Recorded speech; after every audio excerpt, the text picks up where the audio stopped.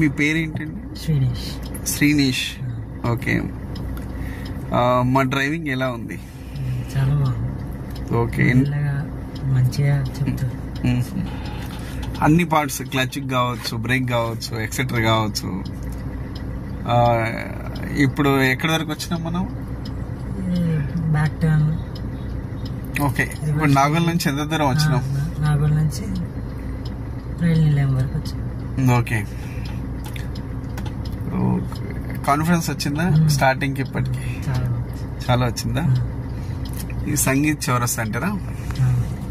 సంగీత్ మెడికేట్. సరే.